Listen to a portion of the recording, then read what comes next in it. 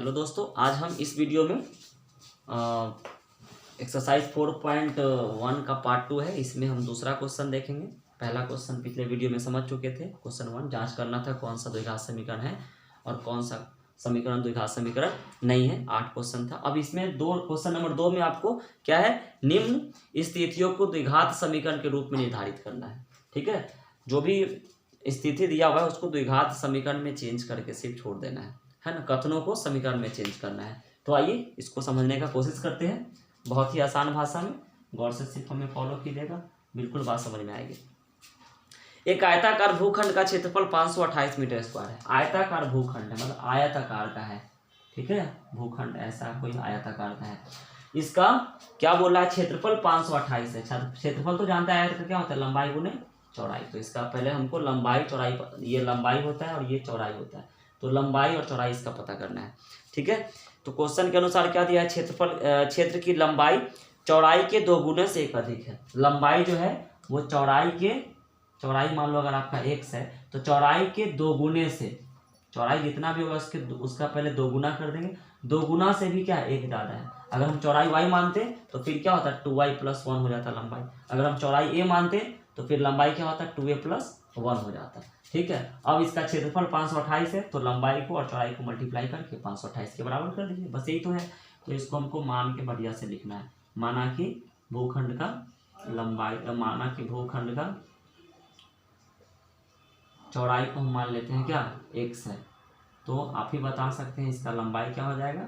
इसका लंबाई जो है वो हो जाएगा आपका 2x + 1। क्वेश्चन ही बोल रहा था कि चौड़ाई के 2 गुने से 1 ज़्यादा है ना।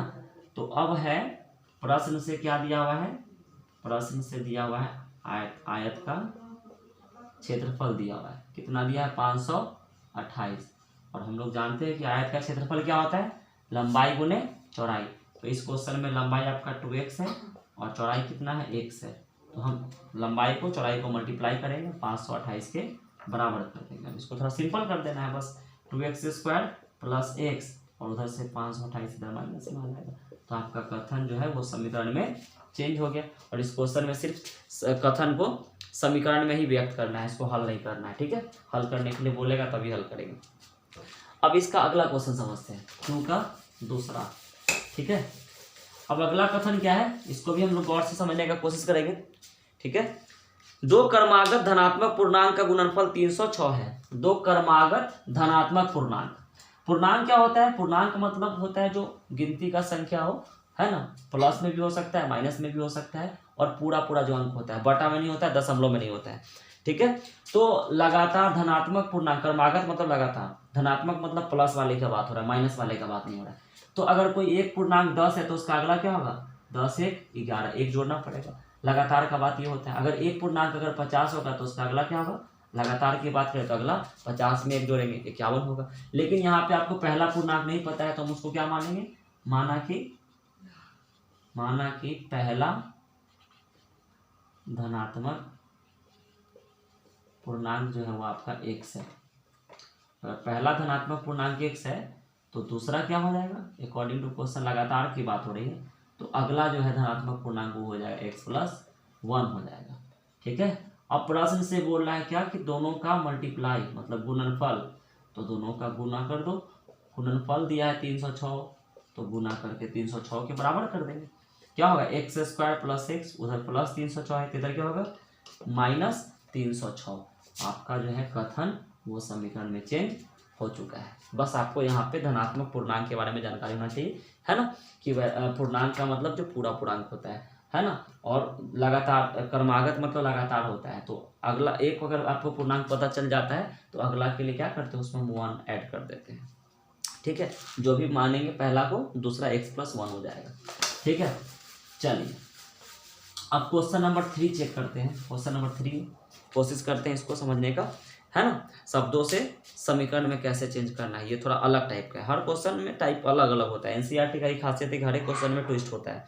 रोहन की माँ उससे 26 वर्ष बड़ी है। रोहन की माँ उससे 26 वर्ष बड़ी है।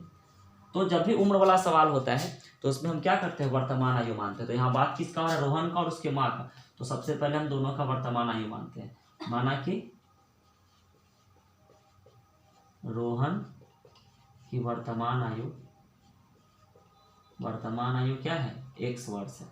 तो रोहन अगर x वर्ष का है तो उसकी जो माँ है वो कितने वर्ष की होगी, रोहन के माँ का वर्तमान आयु कितना हो जाएगा, x + 26। ये हमने क्वेश्चन करा है, ठीक है, कि रोहन की जो माँ है रोहन से 26 वर्ष बड़ी है, ठीक है।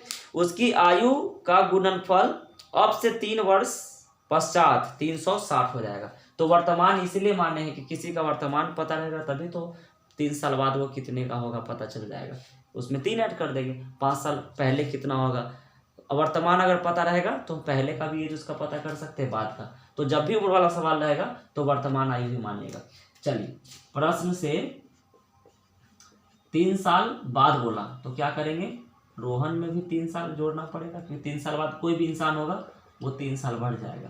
उसकी माँ में भी 3 साल का ऐड होगा, ठीक है। तो रोहन का x था तो x + 3 हो गया, उसके मम्मी का जो x + 26 था तो x + 26 + 3 हो जाएगा। दोनों का जो गुणनफल है वो कितना है, 3 साल बाद 360 है। दोनों का जो उम्र 3 साल बाद है वो गुणनफल गुना करने पर 360 आ रहा है। अब इसको हम सिंपल कर लेते हैं, x + 29 = 360। मल्टीप्लाई करना भी सीखे हैं, x को x से करेंगे x², उसको 29 से करेंगे 29x + 3x + 87, उधर प्लस 360 है तो इधर -360 हो जाएगा। क्या है, x² + 32x। अब इसमें से इसको सब्ट्रैक्ट कर दीजिए तो आएगा 273। 10 में 7 गया 3, 15 में 8 गया 7, 273। तो यही आपका समीकरण हो गया। तो कथन से समीकरण में कन्वर्ट कर ली। अब अगला क्वेश्चन है आपका, ये तो उम्र वाला था। अब अगला क्वेश्चन में भी थोड़ा ट्विस्ट आएगा, उसको भी देखना है। अभी 3 क्वेश्चन देखे हैं, शब्दों से समीकरण में चेंज करना। तीनों क्वेश्चन अलग अलग टाइप का था, ठीक है। तो हर एक टाइप को गौर से समझिएगा, कोई भी क्वेश्चन में एग्जाम में आ सकता है, क्योंकि एनसीईआरटी का हर एक क्वेश्चन इंपॉर्टेंट होता है। एक रेलगाड़ी 480 किलोमीटर की दूरी समान चाल से तय करती है। कितना दूरी, 480 किलोमीटर एक रेलगाड़ी को तय करना है, और चाल क्या है, समान चाल। तो हम समान चाल को मान लेते हैं, उसका जो समान चाल है उसको हम x मान लेते हैं। तो इस बात को लिखेंगे, माना कि रेलगाड़ी की जो एक समान चाल है वो हम क्या मान लेते हैं, उसको हम x किलोमीटर प्रति घंटा मान लेते हैं, ठीक है। दूरी कितना तय करना है, दूरी तय करना है 480 किलोमीटर। तो प्रश्न से हमको कहा जा रहा है, तो बताइए समय कितना लग जाएगा इसको। समय का सूत्र होता है दूरी बटा चाल समय होता है, ठीक है। प्रश्न से कहा जा रहा है कि अगर रफ्तार जो है 8 किलोमीटर प्रति घंटा बढ़ा दे, है ना, यदि इसकी चाल 8 किलोमीटर प्रति घंटा कम होती, किसकी, रेलगाड़ी की, मतलब अभी x है तो क्या हो जाए, अगर चाल x - 8 हो जाए तो यही दूरी तय करने में क्या समय लगेगा। तो समय का तो फॉर्मूला भी होता है दूरी बटे चाल। तो दूरी तो वही है, सिर्फ चाल घट गया, पहले x था अब x - 8 हो गया, क्योंकि 8 घट गया। पहले मान लो अगर 60 रहा होगा तो 60 में 8 घटा देंगे 52 हो जाएगा। मान लो पहले चाल अगर 40 रहा होगा तो 40 में 8 घटा देंगे 42 हो जाएगा। तो पहले चाल क्या था, x था, नया चाल कितना हो गया, x - 8 हो गया है, ठीक है। तो उस हिसाब से आपका समय हो गया 480 बटा x माइनस दूरी बटे चाल हो गया, ठीक ना। और पहले वाला समय कितना है, 480 बटा x है। दोनों समय में क्या रिलेशन दिया हुआ है, क्योंकि रिलेशन समय में है इसलिए दोनों को समय में कन्वर्ट किया। पहले वाला समय 480 बटा x था, बाद वाला समय 480 बटा x - 8 आया है। क्या बोला जा रहा है कि एक रेलगाड़ी 480 किलोमीटर की दूरी एक समान चाल से तय करती है। यदि इसकी चाल 8 किलोमीटर प्रति घंटा कम होती तो वह उसी दूरी को तय करने में 3 घंटा अधिक समय लेता। मतलब अगर चाल उसका घट जा रहा है तो इसी दूरी को जो है तय करने में ये क्या है, ये वाला समय जो है वो 3 घंटा कम ले रहा है। किससे, पहले से। पहले वाला जो समय है उससे 3 घंटा कम है। मान लो पहले अगर 10 घंटा लग रहा था तो अब 7 ही घंटा लगेगा। तो अब दोनों समय सामने सामने, इसको हम बराबर करना चाह रहे हैं तो पता चल गया कि ये 3 ज्यादा ये 3 कम है, तो क्या करेंगे, छोटे वाले में हम 3 ऐड कर देंगे, ठीक है। तो ये आपका 3 घंटा ज्यादा ले रहा है, ये वाला 3 घंटा कम ले रहा है, तो कम वाले में क्या करना है, 3 ऐड कर देना। हो गया समीकरण। अब इसको सिर्फ सिंपल करना है। तो सिंपल करने के लिए देखिए तो इसका एलसीएम x आएगा तो क्या होगा, 480 है ना प्लस 3x बराबर 480 बटा x - 8। अब इसको बाइसियम कर लीजिए तो क्या होगा 480x, ठीक है, माइनस 3800, कितना होगा 8 64 3840, फिर होगा 3x² minus 8 3 24x equal to 480x। 480x से 480x कट जाएगा, क्या बच गया 3x² माइनस 24x माइनस 3840, सब में 3 कॉमन आ रहा है, x² माइनस 8x माइनस ये हो जाएगा आपका 3 एकम 3 3 गुना 6 1280। अभी गुना वाला 3 उधर डिवाइड में जाएगा, x² minus 8x minus 1280 equal to 0। तो आपका जो है वो समीकरण जो भी कथन है उसको हम समीकरण में कन्वर्ट कर लिए। तो ये दूरी चाल वाला समय हो गया, ठीक है, दूरी चाल समय पर आधारित क्वेश्चन हो गया। तो 4 क्वेश्चन, चारों 4 वैरायटी का था। अब हम अगले एक्सरसाइज में 4.2 को कवर करेंगे अगले वीडियो में, ठीक है। तब तक के लिए अलविदा।